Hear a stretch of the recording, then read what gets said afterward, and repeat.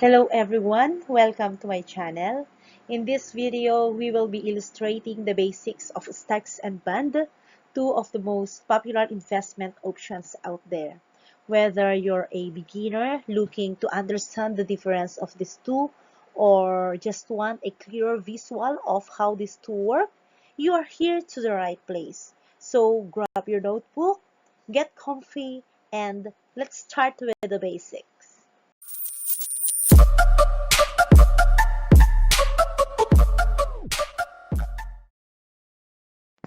We have here different logos of big companies that operate here in the Philippines. We have McDo, BDO, Jollibee, Meralco, PLDT, SM, Metrobank, GMA. Ngayon, ang tanong, do you believe that you can be a part owner of these companies? Naniniwala ka ba na possible kang maging part owner or partial owner ng mga companies na ito? Possible ba yon? Oo naman. Nothing is impossible as long as we are committed and determined to chase our dreams, di ba? So, kapag pangarap natin na maging part owner ng McDo, then nothing is impossible. That can be possible. But how? How can we become a part owner of these companies? Yan po yung pag-aaralan natin ngayon. Sana ipanoorin ninyo hanggang matapos. We can be a part owner of many publicly traded companies by buying their stock. So, anong ibig sabihin ng stock? Sabi rito, a stock is a form of equity financing or raising money by allowing investors to be part owners of the company. So, it is a share in the ownership of a company. What does it mean? It means that when you buy stocks or shares in a company, you essentially become a partial owner of that company. Cite for example, a company or a corporation offers 50 shares and you bought 10 shares from 50.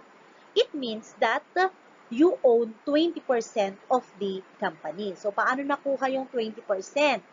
Dinivide natin yung number of shares na nabili, which is 10, by the total number of shares, which is 50, and then we multiply it by 100. So, 10 divided by 50 times 100, that is 20%. So, owning 10 shares out of 50 would mean you own 20% of the company. Siyempre, the more shares you own, the larger the portion of the company's benefit you will get. And the investor who buys stock is what we call stockholder or shareholder. In the past, when you bought stock, you would often receive a physical stock certificate like this as a proof of ownership.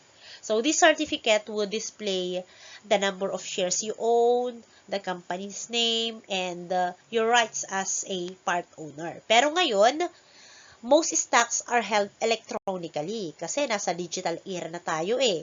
So, instead of a physical certificate, your ownership is recorded digitally, which is more efficient than dealing with physical certificates. Okay, next definition is stock market.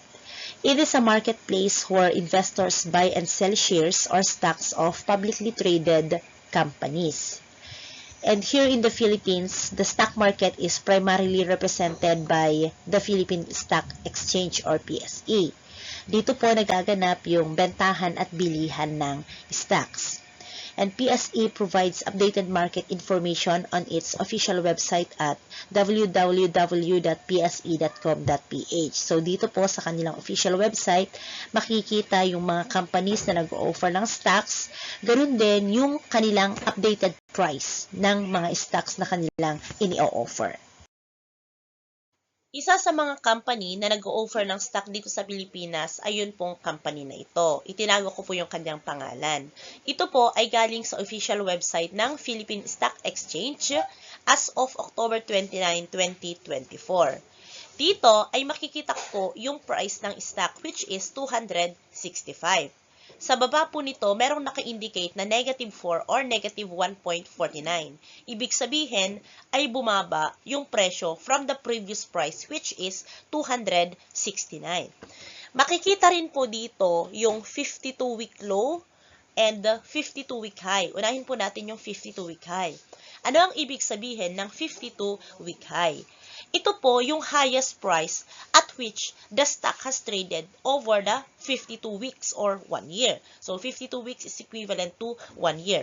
At madalas po itong tinitignan ng mga investor. Bakit?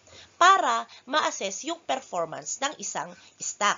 Kapag yung updated price, kapag yung current price ay lumampas sa 52-week high, that indicate strong performance. Here, the current price is 265 and the 52-week high is 279. Medyo merong pullback sa presyo. Merong decrease. So, medyo bumaba yung ating price. That indicate challenges o kaya ay medyo humina yung performance ng ating stock. Conversely, kapag sinabi po nating 52-week low, that is the lowest price the stock has traded during the same period. So, this provides us insight into the lowest point that the stock has reached over the 52 weeks. Sa Philippine Stock Exchange din po, hindi po pwedeng direktang bumili o kaya ay magbentang isang individual ng stock. Dapat dumaan po sa isang accredited broker na merong lisensya mula sa PSE. So, sabi po rito, only stockbrokers who specialize to work in the stock market can trade on the floor. The broker receives a commission for the services of both buying and selling stock. So, ibig sabihin, hindi pwedeng mag-direct ang isang individual to do transaction. So, meron po tayong mga brokers na magsisilbing tulay sa pagitan ng investor at ng stock market para isagawa po yung ating transaksyon. Kung tayo po ay bibili o kaya ay magbebenta ng ating stock. Other term po that is related to stock is dividend. Ano ibig sabihin ng dividend? It is the share in the company's profit. It is one way of how an investor can gain profit in the stock market. And companies pay dividend to reward investors for owning their shares. So, they pay it in cash or they issue additional share of stock as dividend. Meaning, instead of cash ay karagdagang shares ng kumpanya ang ibinibigay nila sa investor. Pero take note po that not all companies pay dividends. Hindi po lahat ng kumpanya ay nagbibigay ng dividend. So kapag ikaw ay investor at gusto mo ng regular na kita, ay maghanap ka ng kumpanya na kilala sa pagbabayad ng dividends. At mahalaga na malaman mo yung policy ng kumpanya tungkol sa dividends. Next, we have dividend per share. So it is the ratio of the dividends to the number of shares. Aside from the dividend, investors can also gain profit through capital gain. So kapag sinabi po natin capital gain, it is a profit made from selling stocks at a price higher than the price at which the investor bought them. So cite for example po, if you buy a stock at 50 pesos per share and then later sells them at 70 pesos per share, the profit made is the difference between the selling price and the buying price, or that is 20 pesos per share. So, ibig sabihin, kapag yung number of share na binili mo is 100, so, you have a capital gain of 100 times 20, 100 shares times 20, so you have a capital gain of 2,000. Other term is market value. It is the current price of a stock in which it can be sold. So, ito po yung kasalukuyang presyo ng isang stock sa merkado. Kung ang isang stock ng kumpanya ay ibinebenta sa halagang 50 pesos, ibig sabihin, yung market value ng stock na yun ay 50 pesos. Ngayon po, ang presyo ay nagbabago-bago batay sa supply at demand. Ano po? So, kapag mataas ang demand sa isang stock, ibig sabihin maraming bumibili. So, possible na magkaubusan ng supply. So, kapag magkakaubusan ng supply, tataas yung market value ng stock na yon. On the other hand, kapag mababa naman ang demand, ibig sabihin, kakaunti ang bumibili, so, bababa ang presyo ng isang stock. So, yun po yung market value. Next, stock yield ratio. Kapag stock yield ratio naman, it is the ratio of the annual dividend per share and the market value per share. So, you are just going to divide the annual dividend per share by the market value per share. So, it is also called current stock yield. How about yung par value? So, ano naman po yung kaibahan ng par value sa market value? So, sabi po rito, par value is the nominal or face value of a stock as indicated on a stock certificate. Unlike market value, it is determined by the company and remains stable over time. So, ang par value po ay hindi tumutukoy sa aktual na presyo sa merkado.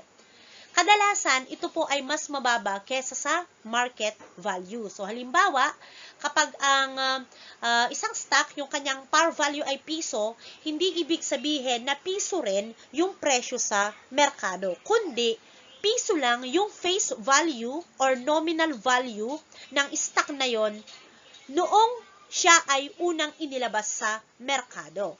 Sabi pa rito, it remains stable over time. Ibig sabihin, fixed ang par value. Unlike sa market value na nagfa-fluctuate base sa demand at supply ng mga mamimili at ng nagbebenta. Okay, so yun po ang patungkol sa stock. Now, another way used by different companies to raise money is what we call bonds. Ano naman po ang ibig sabihin ng bond? Sabi po rito, it is a form of raising money by borrowing from investors. It is usually issued by government institutions, financial institution, or companies where the purchaser becomes a creditor of the company. So, halimbawa, kapag ang ating gobyerno ay nangangailangan ng pondo, let's say, gagamitin for projects like building infrastructures or kung anong project man yan, instead na sila ay mag-loan ng pera sa bangko, sila po ay maaaring mag-issue or magbenta ng tinatawag nating bond. Ngayon, ito ay binibili ng mga investors. Yung bond na yun ay binibili ng mga investors. Kapag bumili ka ng bond, ibig sabihin ay ipinapahiram mo yung iyong pera sa gobyerno or sa company na nag-issue ng bond. Ibig sabihin, ikaw ay nagpautang ng pera. Let's say, a bond worth 50,000 pesos at bumili ka ng bond na yon.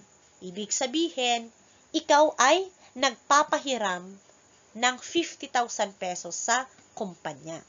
At kapag ikaw ay nagpahiram ng pera, ikaw ay nagpautang ng pera, ikaw ay bumili ng bond, ang tawag sa'yo ay bond holder.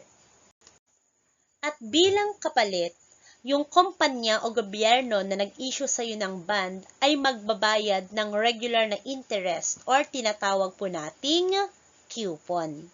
So, kapag sa stocks, ang form of return ay tinatawag na dividend, dito naman po sa bond, ang form of return ay tinatawag nating coupon. Kadalasan, ang coupon or interest ng isang bond ay ibinibigay annually. Minsan naman po ay semi-annually. Pero syempre po, your coupon payment depends on the coupon rate. So, it is the interest rate the issuer pays you for lending them money. Aside from the regular interest, of course, the company will pay back the amount borrowed at a certain maturity date. So, syempre, talaga namang ibabalik nila yung principal. O yung principal po na yun, yung face value po na yun, ang tawag po natin ay par value. So, ibabalik po nila yung amount ng kanilang hiniram. At the same time, meron po silang babayaran na regular interest which is called the coupon. Yun ang dahilan kung bakit bond is often considered a safer investment than stocks. Kasi dito sa bond, you get regular interest payment and your principal will be returned at the end of the bond term. Pero hindi ko naman sinasabi na 100% risk-free ang bond. Meron at merong risk.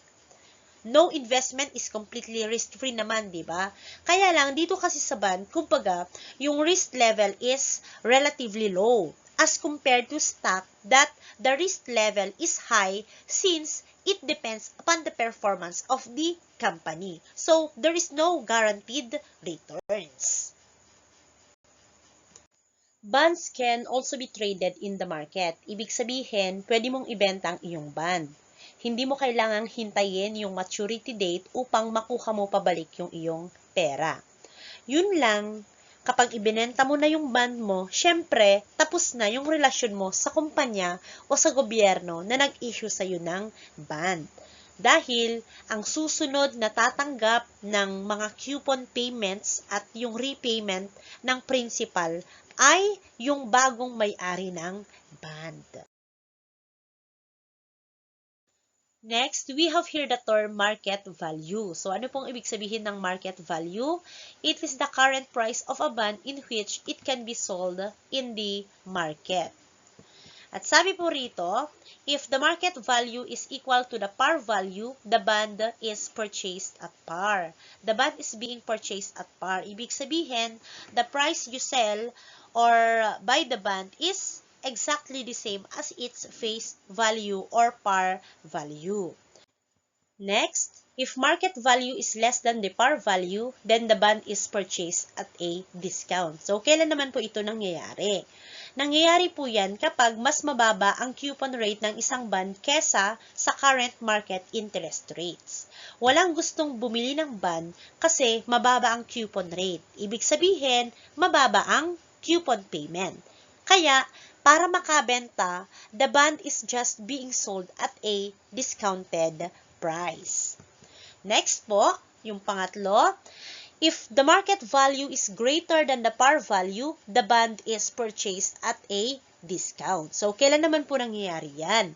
Nangyayari naman po yan kapag ang coupon rate ng isang bond ay mas mataas kesa sa current market interest rates. So, mataas ang coupon rate. Ibig sabihin, mataas din ang coupon payment mo kung bibili ka ng bond na iyon. So, dahil dyan, yung mga namumuhunan ay handang magbayad ng mataas na amount, ng mas mataas na presyo dahil gusto nila ng mas malaking balik. O kaya ay gusto nila na makatanggap ng mas mataas na coupon payment. And last po, if market value is greater than the par value, the bond is purchased at premium. So, kailan naman po yan nangyayari? Nangyayari naman po yan kapag ang coupon rate ng isang bond ay mas mataas kesa sa current market interest rate. Kapag mataas ang coupon rate, ibig sabihin ay mataas po ang coupon payment na matatanggap mo kapag bibili ka ng bond. Dahil dyan, marami pong mga namumuhunan ang handang magbayad ng mas mataas na presyo dahil gusto nila ng mas malaking balik. O kaya ay gusto nilang makatanggap ng mas mataas na coupon payment. Let us summarize our discussion po. Kapag sinabi po nating stock, a company raise money by allowing investors to be part owners of the company. So, nagbebenta po sila ng kanilang stock. And then, kapag ang isang investors ay bibili ng stock, yung investors po na iyon ay part owners na ng kumpanya. Kapag bond naman po, a company raise money by borrowing from investors. Ibig sabihin, kapag magbebenta sila or mag-i-issue sila ng bond, at bibili ang investors ng bond na yon, ibig sabihin po ay yung investors ay nagpapahiram or nagpautang ng kanyang pera sa kumpanya. Issuers ng stock ay corporates, and then ang usual issuers naman po ng bond ay government institution, financial institution, companies. Sa status of holders, sa stock, ang tawag po natin ay shareholders, and then sa bond po ay bond holders. Sa forms of returns, sa stocks ay meron po tayong dividend. Sa bond po ay meron tayong tinatawag na coupon payment. Risk level, sabi po natin kanina na sa stock ay mataas yung risk level since it depends upon the performance of the issuer. And then, kapag bond naman po, yung risk level is relatively low since bondholders are prioritized for repayment. And pagdating naman po sa market value, when the interest rates fall significantly, the market stock value rises. Kapag sa bond po, when the market rates decreases, the market value of an existing bond increases. At hanggang dyan na lang muna. Maraming salamat sa panunood. Sana ay nakatulong itong video tutorial na ito para maunawaan ninyo ang kalakaran sa stocks at bonds. Kapag meron kayong katanungan about this lesson, just leave a comment below. Happy studying and see you in the next video.